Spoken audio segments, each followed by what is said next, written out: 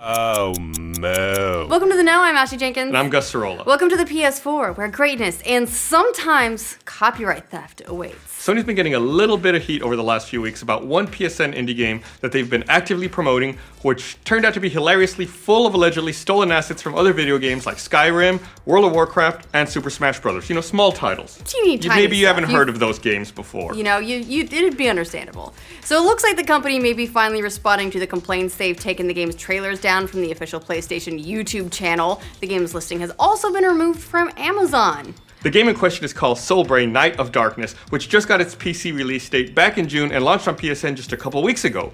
That launch was pumped by Sony on their official YouTube channel 2 weeks ago, with another promotional trailer appearing back in February. They're now both listed as private. Solbrain is classified as an RPG, a simulation/strategy game, and a survival game depending on where you look. And I don't think it's any of those things. It's described on PSN as a game where, quote, player takes place a young warrior tired of struggle that must wield his sword to rescue his people from the darkness and avenge the death of his parents against the powerful and Annibal is in parentheses, by the way, and his army of monsters and warriors, end quote. Just to be clear, this is not to be confused with Super Rescue Solbrain, or Solbrain, I'm not great with Japanese, the 1990s Japanese tokusatsu police robot battle show. If they were gonna steal, they should have just stolen from that, because that sounds awesome. Still, it'd be shocking if you hadn't heard of Solbrain Night of Darkness series at all. It's only the 14th game in the series. The other 13 games are all PS Vita shovelware titles. So, not that surprising.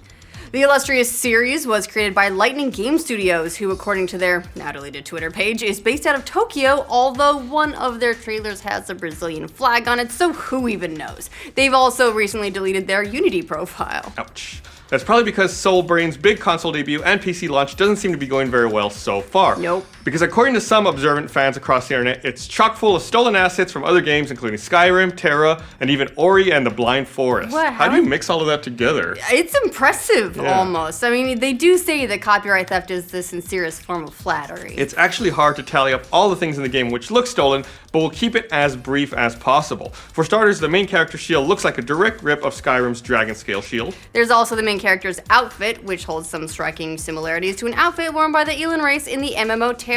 Players have additionally pointed out stolen audio making use of Lucina's voice in Super Smash Bros. Plus the shield icon next to the main character stats is lifted from World of Warcraft. And none of that is, of course, including the apparently stolen DeviantArt image they used for the game's thumbnail on the PlayStation Store page. It's kind of impressive. I'm gonna give you a little clap there, Lightning Game Studios. You have to try hard to do all that. That's amazing. It's from everywhere.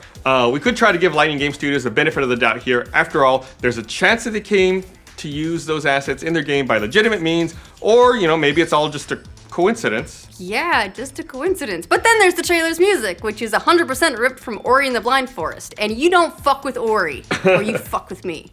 The song that was stolen in particular is titled Restoring the Light, Facing the Dark, and seems to be used without permission from the folks at Moon Studios at all. Ori's director, Thomas Mahler, even chimed in on NeoGAF, letting people know that was the case. He commented, "Whoa, they just stole our music."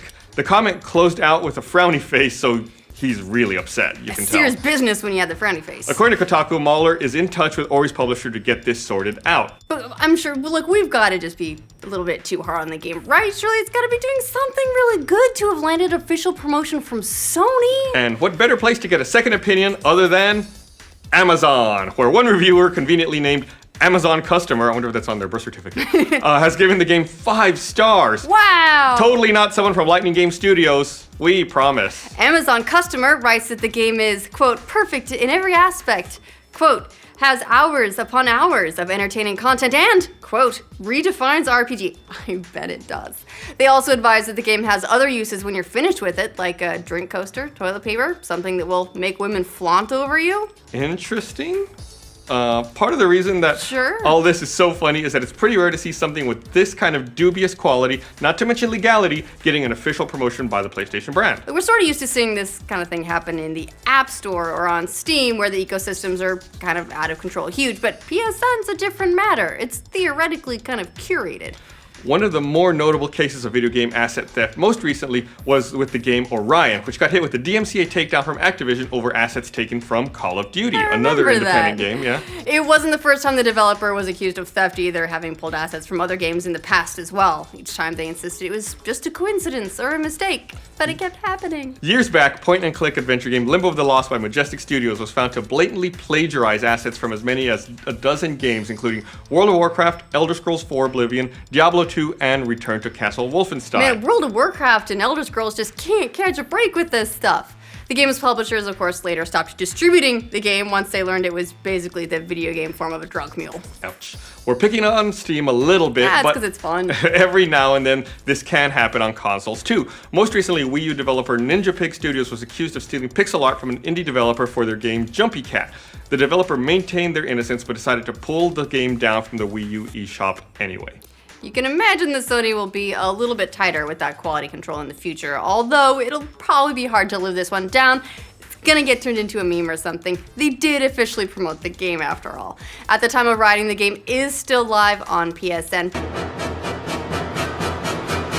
But judging from how quickly they've been pulling the trailers down on YouTube and the Amazon delisting and everything, probably not for much longer. At this point, it's basically a collector's edition, like limited.